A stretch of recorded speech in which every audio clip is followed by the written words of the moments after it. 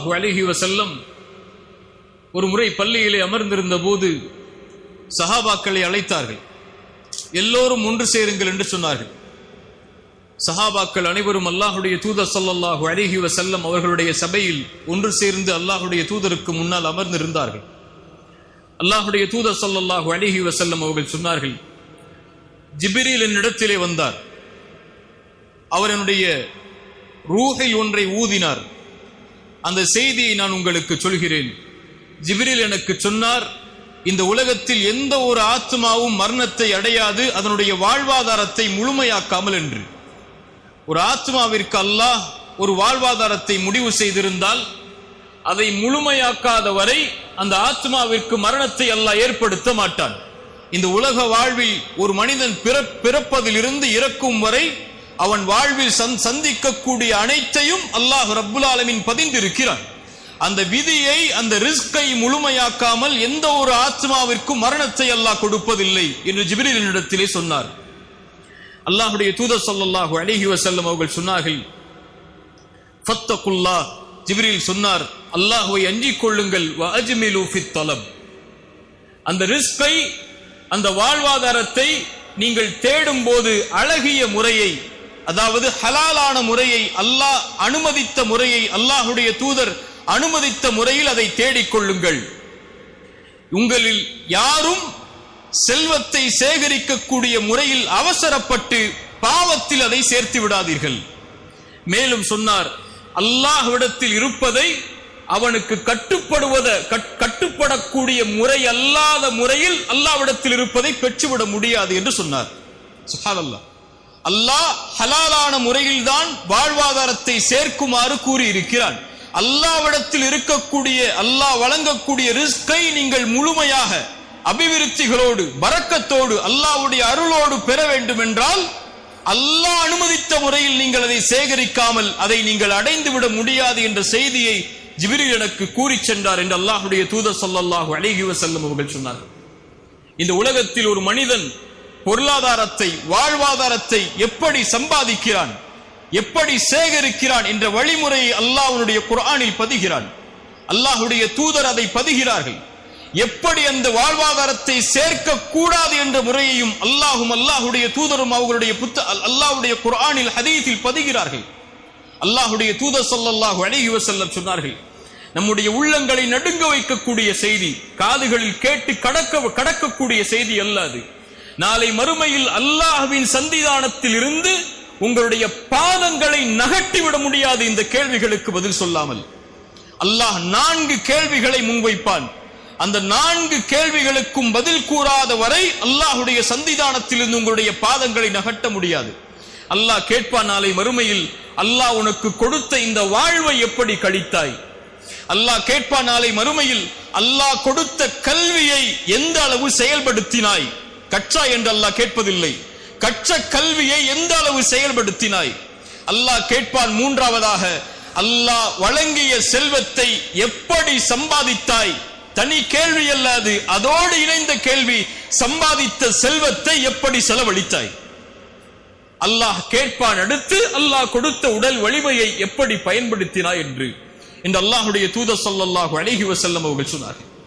அல்லாஹ் வழங்குகின்ற வாழ்வாதாரத்தை சேகரிக்கக்கூடிய முறையிலும் அல்லாஹ் அனுமதித்த முறையில் அதை சேகரிக்க வேண்டும். அல்லாஹ் செலவழிக்கக்கூடிய முறையிலும் அல்லாஹ் அனுமதித்த முறையில் அதை செலவழிக்க வேண்டும். இன்ற எல்லா கணக்குகளும் அல்லாஹ்வின் சன்னிதானத்திற்கு முன்னால் கொடுக்காமல் ஒரு அடியானவனுடைய பாதங்களை நகட்டிவிட முடியாது என்று அல்லாஹ்வுடைய தூதர் ஸல்லல்லாஹு அலைஹி வஸல்லம் சொன்னார்கள்.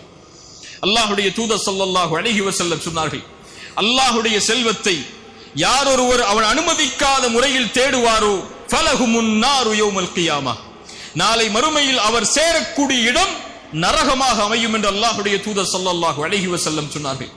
அல்லாஹ்வுடைய தூதர் ஸல்லல்லாஹு அலைஹி வஸல்லம் சொன்னார்கள், அல்லாஹ் அனுமதிக்காத முறையில் சேகரித்த செல்வத்தை கொண்டோ வாழ்வாதாரத்தை கொண்டோ யார் ஒருவர் தன்னுடைய உடம்பை வளர்ப்பாரோ அந்த உடம்பில் சேரக்கூடிய சதை துண்டு உறுதியாக செல்லும், அது உரிமையாக்கப்படும். அந்த இடம் நாளை மறுமையில் நரக நெருப்புக்கு என்று அல்லாஹ்வுடைய தூதர் ஸல்லல்லாஹு அலைஹி வஸல்லம் அவர்கள் சொன்னார்கள். அல்லாஹ் ரப்புல் ஆலமீன் அவனுடைய புத்தகம் அல் குர்ஆனிலே கூறிய குர்ஆனுடைய வசனத்தை அல்லாஹ்வுடைய தூதர் ஓதி காண்பித்தார்கள். ஒரு முறை அல்லாஹ் ரப்புல் ஆலமீன் சுத்தமானவன், அல்லாஹ் சுத்தத்தை தவிர வேறொன்றையும் அல்லாஹ் அங்கீகரிப்பதில்லை. அல்லாஹ் ரப்புல் ஆலமீன் நபிமார்களுக்கு கேவியதைத்தான் அல்லாஹ் முஃமின்களுக்கும் அல்லாஹ் கட்டளையிடுகிறான். நபிமார்களே, அல்லாஹ் வழங்கியதிலிருந்து அழகிய முறையில் ஹலாலான முறையில் நீங்கள் உண்ணுங்கள், வஅமலு ஸாலிஹா, நல்ல அமல்களை செய்து கொள்ளுங்கள் என்று அதே கட்டளையைத்தான் அல்லாஹ் முஃமின்களுக்கும் கொடுக்கிறான். ஈமான் கொண்டவர்களே, அல்லாஹ் வழங்கியதிலிருந்து ஹலாலான முறையில் உண்ணுங்கள், அல்லாஹ்வுடைய வாழ்வாதாரத்தில் இருந்து என்று கூறிவிட்டு அல்லாஹ்வுடைய தூதர் ஸல்லல்லாஹு அலைஹி வஸல்லம் சொன்னார்கள், ஒரு அடியான் வெகு தூர பயணம் மேற்கொள்கிறான். அவனுடைய முகமெல்லாம் தூசி படிந்து விடுகிறது, அவனுடைய தலையெல்லாம் பரட்டை தலையாக மாறிவிடுகிறது. அந்த நேரத்தில் அல்லாஹ்வை அழைக்கிறான், யா ரப் யா ரப், எனக்கு உதவி செய்யா அல்லாஹ், எனக்கு உதவி செய்யா அல்லாஹ். அல்லாஹ்வுடைய தூதர் ஸல்லல்லாஹு அலைஹி வஸல்லம் கூற வருவதுடைய பொருள், யா அல்லாஹ் நான் சிரமத்தில் இருக்கிறேன், யா அல்லாஹ் நான் கஷ்டத்தில் இருக்கிறேன், யா அல்லாஹ் என்னுடைய சிரமத்திற்கு விடுதலையை கொடு என்று சிரமத்தில் சிக்கி தவிக்கக்கூடிய ஒரு மனிதன் அல்லாஹ்வை அழைக்கிறான். அல்லாஹ்வுடைய தூதர் ஸல்லல்லாஹு அலைஹி வஸல்லம் சொன்னார்கள், அவன் உண்ட உணவு ஹராம், அவன் அணிந்திருக்கக்கூடிய ஆடை ஹராம், அவன் குடிக்கக்கூடிய பானம் ஹராம், அவனுடைய வாழ்வே ஹராமில் மூழ்கி இருக்கிறது, அல்லாஹ் தடுத்த முறையில் மூழ்கி இருக்கிறது. அல்லாஹ் இந்த அழைப்பிற்கு எப்படி பதில் கொடுப்பான் என்று அல்லாஹ்வுடைய தூதர் ஸல்லல்லாஹு அலைஹி வஸல்லம் அந்த ஹதீஸை முடித்தார்கள். அல்லாஹ்வுடைய தூதர் ஸல்லல்லாஹு அலைஹி வஸல்லம் சொல்ல வருகிறார்கள், உங்களுடைய தொழுகை ஹலாலான முறையில் இருப்பது முக்கியம் அல்ல, அது முக்கியம்தான், அது மட்டும் உங்களை மேன்மைப்படுத்தாத அல்லாஹ்விடத்தில். உங்களுடைய ஜகாத், உங்களுடைய ஹஜ், உங்களுடைய கலிமா, உங்களுடைய மார்க்கத்துடைய அடிப்படைகள், இது மட்டும் நேர்த்தியாக இருப்பது அல்லாஹ்விடத்தில் உங்களை இணக்கமாக்கி விடாது. அல்லாஹ்வை நீங்கள் தொடர்பு படுத்த வேண்டும் என்றால், அல்லாஹ்விடத்தில் உங்களுடைய தொடர்பு மேன்மைப்பட வேண்டும் என்றால், அல்லாஹ்வோடு இணைப்பை நீங்கள் ஏற்படுத்த வேண்டும் என்றால், உங்களுடைய சிரமத்தில், உங்களுடைய கஷ்டத்தில், உங்களுடைய சோதனைகளில், உங்களுடைய தவிப்பில் ரப்பு உங்களோடு இருக்க வேண்டும் என்று நீங்கள் விரும்பினால், அல்லாஹ்வோடு நீங்கள் இருக்க வேண்டியது உங்களுடைய உணவில், உங்களுடைய குடிக்கக்கூடிய பானத்தில், நீங்கள் அணியக்கூடிய ஆடையில், நீங்கள் சேகரிக்கக்கூடிய செல்வத்தில், நீங்கள் செலவழிக்கக்கூடிய முறையில் என அனைத்திலும் யார் குர்ஆனையும் சுன்னாவையும் இணைத்து அல்லாஹ் அனுமதித்த முறையில் செல்வத்தை சேகரித்து அல்லாஹ் அனுமதித்த முறையில் செல்வத்தை யார் செலவழிப்பாரோ அவரால் மட்டுமே முடியும். அது அல்லாத தொடர்புகளை வைத்திருக்கக்கூடிய எல்லோர்களோடும் அல்லாஹ் ரப்புல் ஆலமீன் தன்னுடைய தொடர்பை நீக்கிக் கொள்கிறான் என்று அல்லாஹ்வுடைய தூதர் ஸல்லல்லாஹு அலைஹி வஸல்லம் அவர்கள் சொன்னார்கள். அல்லாஹ்வுடைய தூதர் ஸல்லல்லாஹு அலைஹி வஸல்லம் இந்த வழிமுறைகளை எல்லாம் எமக்கு வரையறுத்து விட்டு அல்லாஹ்வுடைய மார்க்கம் தடை செய்த ஒன்றை தங்களுடைய கடைசி நேரத்தில் அல்லாஹ்வுடைய தூதர் நினைவுபடுத்தினார்கள். அல்லாஹ்வுடைய தூதர் ஸல்லல்லாஹு அலைஹி வஸல்லமுடைய ஹஜ்ஜத்துல் விதா, கடைசி இறுதி பேருரை, இந்த உலகத்தை விட்டு அல்லாஹ்வுடைய தூதர் ஸல்லல்லாஹு அலைஹி வஸல்லம் பிரியக்கூடிய நேரத்தில் நபித்தோழர்களுக்கு முன்னால் அல்லாஹ்வுடைய தூதர் ஆற்றிய உரை, அது சமூக மாற்றத்திற்கான உரை. அது அல்லாஹ்வுடைய தூதர் ஸல்லல்லாஹு அலைஹி வஸல்லம் சஹாபாக்களுடைய நோக்கத்தை அவர்களுக்கு நினைவுபடுத்தி, இதுதான் இந்த சமூகத்திற்காக நான் அனுப்பப்பட்ட நோக்கம், அதை எடுத்துச் செல்லுங்கள் அறியாதவர்களுக்கு என்று அல்லாஹ்வுடைய தூதர் கூறிய அந்த உரையுடைய வரிகளில் அல்லாஹ்வுடைய தூதர் ஸல்லல்லாஹு அலைஹி வஸல்லம் அவர்கள் சொன்னார்கள், அறியாமை காலத்துடைய வட்டிகள் அனைத்தையும் என்னுடைய கால்களுக்கு கீழ் போட்டு நான் மிதிக்கிறேன். சுப்ஹானல்லாஹ். அறியாமை கால வட்டி என்று தொடர்பு பற்ற அனைத்தையும், வட்டியோடு தொடர்பு பட்ட எல்லா செயல்களையும், அது எதுவாக இருந்தாலும் அதை நான் என்னுடைய கால்களுக்கு கீழ் போட்டு மிதிக்கிறேன். அதனுடைய ஆரம்பமாக அப்பாஸுடைய வட்டிகள் அனைத்தையும் நான் ரத்து செய்கிறேன், அதை நான் நீக்குகிறேன். யாரும் அதற்கு அப்பாஸிற்கு அவருடைய ரசூலுல்லாஹி ஸல்லல்லாஹு அலைஹி வஸல்லம் குடும்பத்துடைய அந்த தலைவருக்கு கொடுக்க இருந்த வட்டிகள் அனைத்தும் நிறுத்தப்படுகிறது என்று அல்லாஹ்வுடைய தூதர் ஸல்லல்லாஹு அலைஹி வஸல்லம் தன்னிலிருந்து அதை தொடங்கி இந்த சமூகத்திற்கு எடுத்து வைத்தார்கள். அல்லாஹ்வுடைய தூதர் ஸல்லல்லாஹு அலைஹி வஸல்லம் தடை செய்த, காலுக்கு கீழ் போட்டு மிதித்த வட்டி நாளடைவில் உருகெடுத்து இந்த முஸ்லிம்கள் மத்தியிலும் எந்த ஒரு சமூகம் வட்டியை அழிப்பதற்காக போராடியதோ, எந்த ஒரு சமூகம் வட்டியை எதிர்ப்பதற்காக தங்களுடைய ஒட்டுமொத்த செல்வத்தையும் இழப்பதற்கும் தயாரானதோ, அந்த சமூகத்தின் மத்தியிலும் சர்வ சாதாரணமான ஒரு குற்றமாக அது உருவெடுத்து விட்டது. ரசூலுல்லாஹி ஸல்லல்லாஹு அலைஹி வஸல்லம் அதையும் எமக்கு சொன்னார்கள். மறுமை வரும், மறுமை நாள் வருவதற்கு முன்னால் உங்களில் எவரையும் வட்டி தீண்டாமல் இருக்காது. வட்டியுடைய புகையாவது நீங்கள் அனைவரும் சுவாசித்திருப்பீர்கள் என்று அல்லாஹ்வுடைய தூதர் ஸல்லல்லாஹு அலைஹி வஸல்லம் சொன்னார்கள். சுப்ஹானல்லாஹ். அல்லாஹ்வுடைய தூதர் ஸல்லல்லாஹு அலைஹி வஸல்லம் கூறிய அந்த காலத்தில் தான் நாம் வாழ்ந்து கொண்டிருக்கிறோம். நம்முடைய எந்த தொடர்பிலும், அது ஒரு வங்கி கணக்குடைய தொடர்பாக இருந்தாலும், ஒரு வியாபார தொடர்பாக இருந்தாலும், எந்த ஒரு வியாபாரத்துடைய மேன்மையின் தொடர்பாக இருந்தாலும், எல்லா மத்தியிலும் வட்டியோடு தொடர்பு பட்ட மக்களாக நாம் நம்மை அறியாமலேயே வாழ்ந்து கொண்டிருக்கக்கூடிய காலத்தில் தான் நாம் இருந்து கொண்டிருக்கிறோம். அல்லாஹ் ரப்புல் ஆலமீன் நம்மை பாதுகாப்பானாக. அல்லாஹ் ரப்புல் ஆலமீன் சூரா பக்கராவுடைய வட்டியுடைய தடையுடைய வசனங்களை அல்லாஹ் துவங்குகிறான்.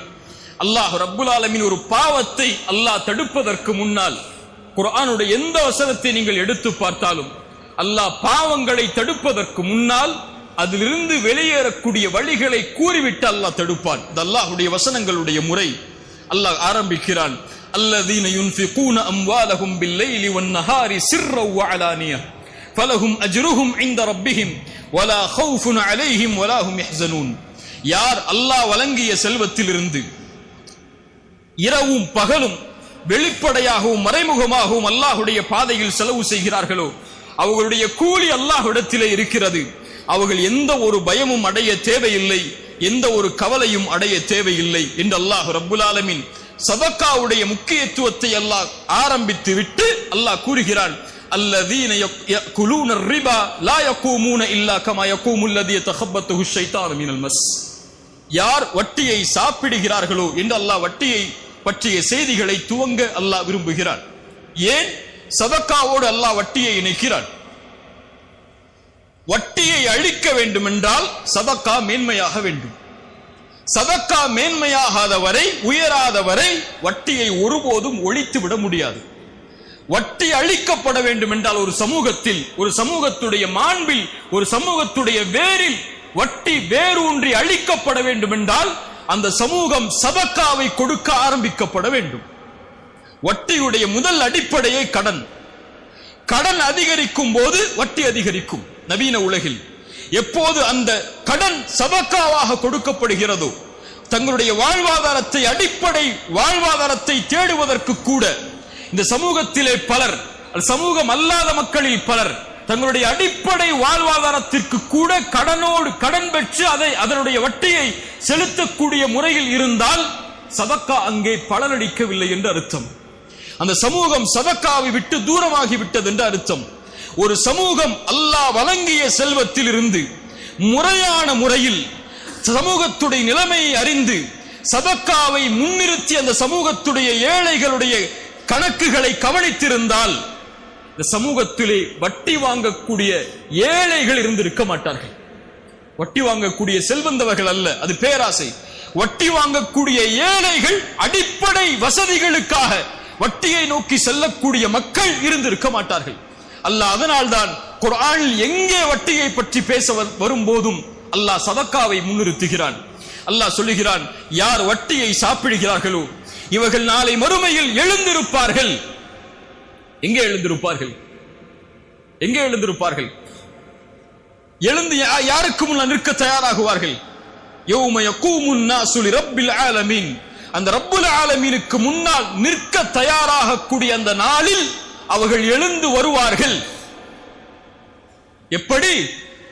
ஷைத்தானால் தீண்டப்பட்ட பைத்தியம் பிடித்தவனை போல், ஆடை இல்லாத நிலையில், ஹத்னா செய்யப்படாத நிலையில், செருப்பில்லாத நிலையில் மனிதர்கள் எழுந்து வரும்போது வட்டியை சாப்பிட்டவன் அல்லது வட்டியோடு தொடர்பு பட்டவன் நாளை மறுமையில் எழுந்து வருவான் பைத்தியம் பிடிக்கப்பட்டவனை போல, ஷைத்தானால் தீண்டப்பட்டவனை போல, தன் நிலை அறியாதவனை போல. ரசூலுல்லாஹி ஸல்லல்லாஹு அலைஹி வஸல்லம் சொன்னார்கள், ஒரு அடியான் எப்படி வாழ்வானோ அப்படித்தான் மரணிப்பான். ஒரு அடியான் எப்படி மரணிக்கிறானோ அப்படித்தான் நாளை மறுமையில் எழுப்பப்படுவான். ரசூலுல்லாஹி ஸல்லல்லாஹு அலைஹி வஸல்லம் பல ஹதீஸிலே மக்கள் அதை சொன்னார்கள். நாளை மறுமையில் ஒருவன் தல்பியாவை ஓதிக்கொண்டு வருவான், எழுந்து வருவார். அவர் யார்? ஹஜ்ஜில் மரணித்தவர். நாளை மறுமையில் இரத்தங்களை சொட்ட சொட்ட ஒருவர் வருவார். அவர் யார்? ஷஹீதில் மரணித்தவர் என்று அல்லாஹ்வுடைய தூதர் ஸல்லல்லாஹு அலைஹி வஸல்லம் ஒருடைய மரணத்துடைய முக்கியத்துவத்தை நினைவுபடுத்தி பல ஹதீஸ்களில் நமக்கு சொன்னார்கள். அல்லாஹ்வுடைய தூதர் ஸல்லல்லாஹு அலைஹி வஸல்லம் சொன்னார்கள்,